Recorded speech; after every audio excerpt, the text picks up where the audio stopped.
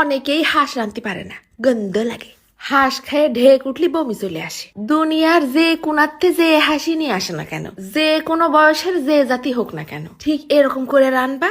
তোমার হাতের হাঁস রান্না খায় মানুষ মুগ্ধ হয়ে যাবে। আসসালামু আলাইকুম। শীত শীত একটা ভাব পড়ার সাথেই হাঁসেরা রয়েছে আতঙ্কে। হাঁস একটা কিনে নিয়ে এসে জীবনের যত পাপ ছিল সব মনে পড়ে গেছে এই পশম তোলার সময়। কোথায় এসে আটকে গেলাম। ওরে আল্লাহ, কি ডাক হইছে তোরে হাঁস খাতি। মনে হচ্ছিল আমি যেন জেলখানার কয়েদি। বিরাট কষ্টের সৃষ্টে কাইটে বাইসে নিছি 800 গ্রামের মতন হাঁসের গোশ। এইবার ফেলাই দিলাম প্রায় 1 মুঠ খানিক পেঁয়াজ কষি।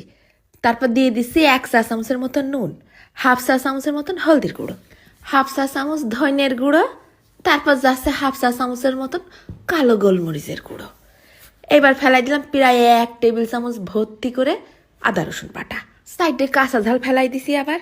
তারপর খুব সুন্দর করে গোশের সাথে মাল মশলাটা মাখাই নিয়ে রাইখে দেবো 10-15 মিনিটের জন্য। অনেক বুড়াই কমেন্ট করতে থাকে, অবু তোমার তো দেখে বোঝাই যায় না যে তোমার এত বড় ছেলে, 2 দিন পর শাশুড়ি হবে। কি মাখো একটু কও দিনি।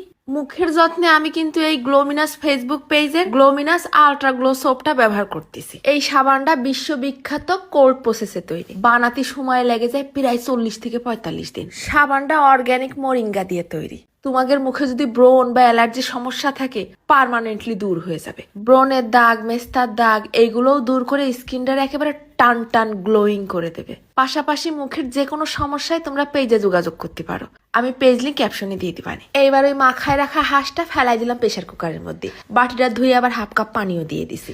বেশি না, মাত্র 2 বাসি দেবো। প্রথম পর্যায়ের কাজ হচ্ছে শুধু সিদ্ধ করা, তোমরা চাইলে কড়াইতেও সিদ্ধ করতে পারো। এইবার একটা বাটিতে নিছি 1/2 চা চামচ জিরের গুঁড়ো, 1 চা চামচ শুকনো ঝালের গুঁড়ো, 1 চা চামচের মতন গরম মশলার গুঁড়ো, আর 2 পিস লেবুর পুরো লেবুটাই চিপড়াই এর মধ্যে দিয়ে দেবো। বাবারে, এই লেবুই হচ্ছে হাঁসের গন্ধ দূর করার সিক্রেট টিপস। এবার 1/2 কাপ পানি দিয়ে সুন্দর করে গুলাই নিচ্ছি। তোমরা চাইলে কিন্তু লেবুর জায়গায় ভিনেগারও ব্যবহার করতে পারো। তারপর কড়াইয়ের মধ্যে ফেলাই দিলাম 100 গ্রামের মতন সর্ষের তেল আর 2 তেজপাতা ফোড়ন। পাশের চুলোয় 2 বাসি দেওয়ার সাথেই হাঁস গেছে 70% সিদ্ধ হয়ে। এইবার তেলের মধ্যে চাইলে মারলাম 1 মুঠ খানিক পেঁয়াজ কুচি। তো তোমরা কিন্তু সর্ষের তেলের জায়গায় সয়াবিন তেলও দিতে পারো। তেজপাতা 2 আবার তুলে ফেলাই দিলাম। পেঁয়াজটা সুন্দর করে ভাজা হলে ফেলাই দিলাম একটা ছোট্ট টমাটো কাটে কুচি করে। টমাটোটা যখন গলা গলা ভাব হয়ে আইছে তখন ওই বানানো মশলাটা আবার এর মধ্যে ঢেলে দিছি। এবার মশলাটা খুব সুন্দর করে নেড়ে চেড়ে ভুনে নিতে হবে না। মশলাটা তেল ওঠা ভাব হয়ে আসলি হাঁসের গোশটাও পানি চুনি সহ এর মধ্যে ঢেলে দিলাম। মশলার সাথে গোশটা মিশাই আবার ঢাইকে রেখে দেবো কিছুক্ষণ। ভুনা ভুনা হতে লাগবে। হিরানজারটা বের হইছে না, শেষ পর্যায়ে আবার একটুখানি নুনও ছিটই দিছি উপর থেকে। ঝোল টোল শুকোয় এসে একটু নসো নসো তেল উঠা উঠা